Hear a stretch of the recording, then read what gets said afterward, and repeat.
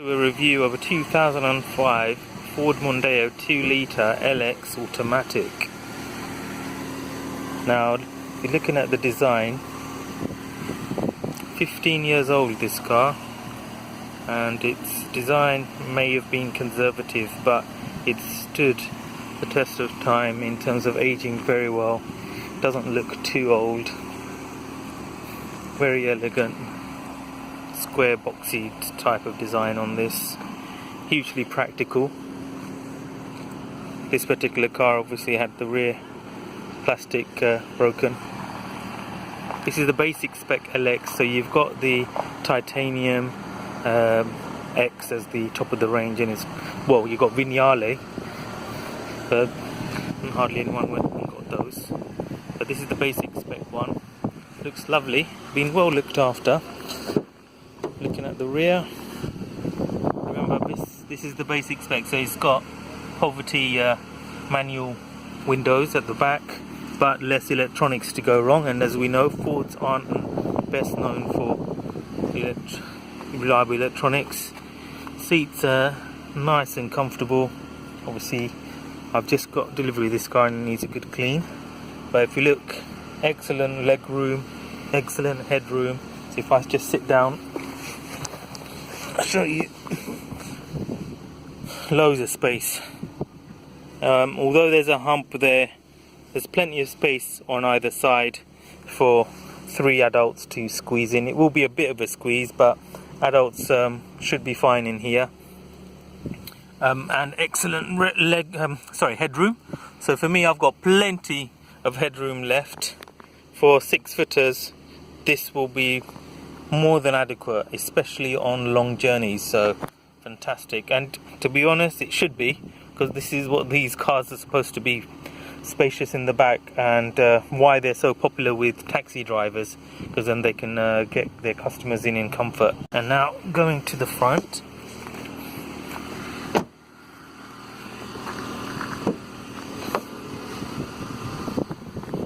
This one's done 120,000 miles. Seats have seen better days and need a good wash, but they've actually worn very well, other than the previous driver obviously putting cigarette on there. But in terms of wear, it's worn very well. That's just surface mark that can come off. So let's look inside. Again, being the LX, it's only got front electric windows, and the electric mirrors are up here. They're not folding but adjusting there. I would have liked that down here, really. In terms of the plastic, it's quite good, you know. This is nice and soft. This is a bit soft as well. And the dash looks really nice, well designed. I love the clock in the middle there, lovely. And one good thing about these Fords, this front windscreen is heated, so there it is, heated. So in the winter you don't get frosty windscreen, or you just press that and it will defrost it for you. It's fantastic.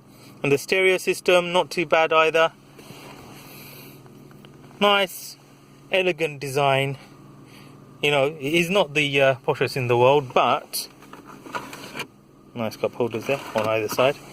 It's aged very well, and using the good quality plastics that they have, and the fact that the other than that cigarette right there and not clean the seats, the owner seems to have looked after this quite well. They haven't abused it as such, too much anyway. It's funny, isn't it? I say that, and there's a cigarette mark on the seat, and I say that. But anyway, it's got, it's 15 years old, and it's got 15 services on the clock, all up to date. There you go, 120,000 miles. Now, there is a bit of an oil smell coming through the cabin. It's common with these cars once they get this old. It's to do with the exhaust manifold in this case. There's a bit of a leak there that needs to be either welded, or you just cut that piece, front bit of the exhaust off, and get another put on where it meets. Or worst case scenario, you might have to change the exhaust manifold. In this case, I hope not. But I'll have that looked at, and if it is, then this car gets scrapped. So, in terms of the overall good points and bad points, this is a lovely, large, a very spacious car, easy to park because the visibility is excellent all the way around. It's good plastics, good powerful drive, but not too overpowering. Average fuel economy. The only downsides to this car is that it's not the most reliable in the world.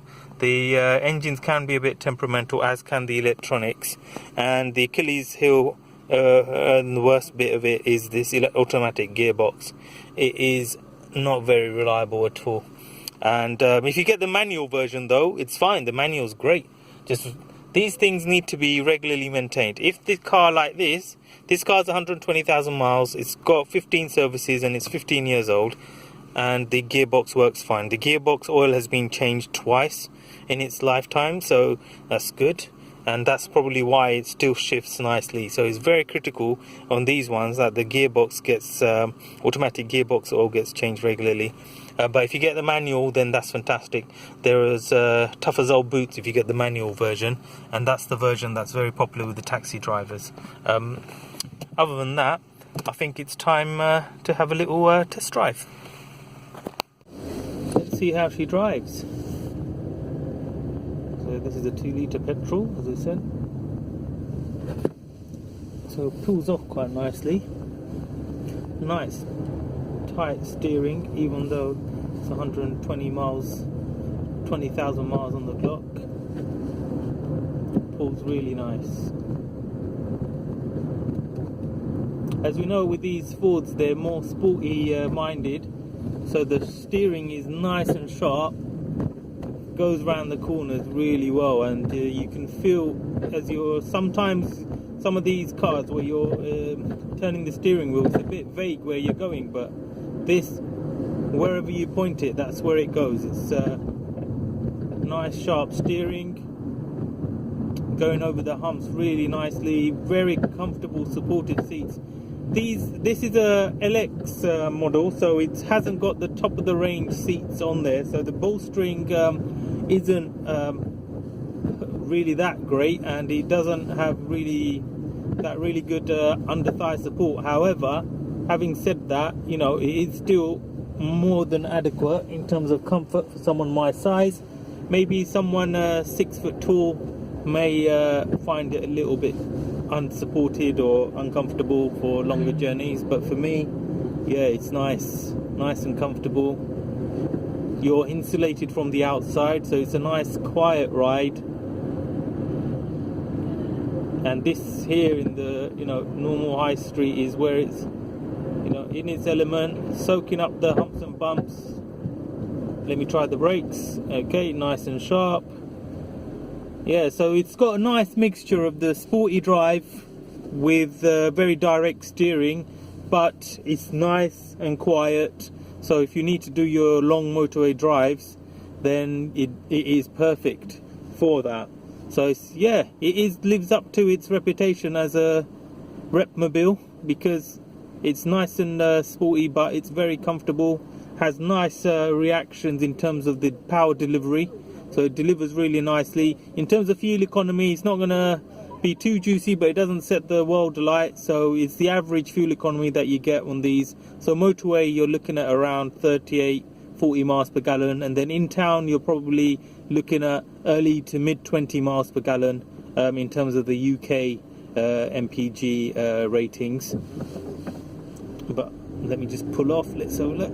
Yeah, nice. Pulls nicely. Turn in, nice and tight. And it's not overly big, and the A-pillars are not too thick, so the visibility is very good. So steering, even though it's a relatively large car, steering around town isn't actually really that bad. And the steering being direct, but not too light either, so you get that nice little feel. Good balance.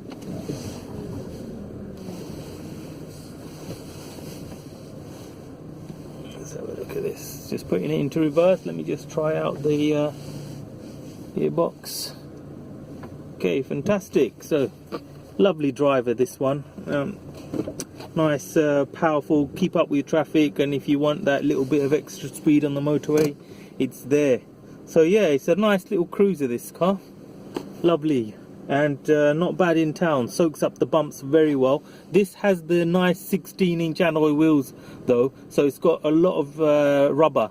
So that rubber soaks up any of these undulations. If you do go for the Mondeos with the 17-inch and the 18-inch low profile tyres, then you will feel the humps and bumps a lot more. So I think this is, for comfort, this is the best combination for this car. 16-inch alloy wheels with good tread on them.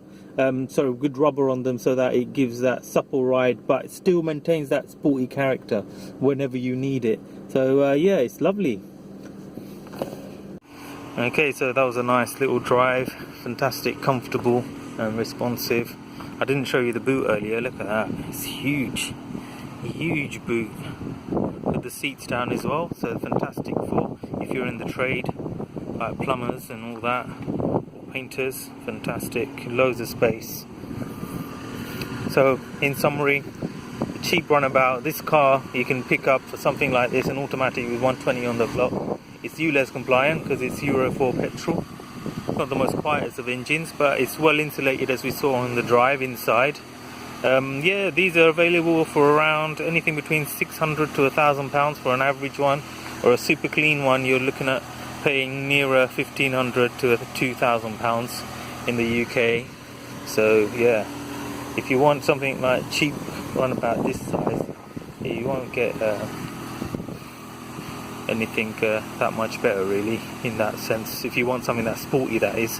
But for me, if it was my money, then at that age I'd rather get the Toyota Avensis from 1999 to 2001.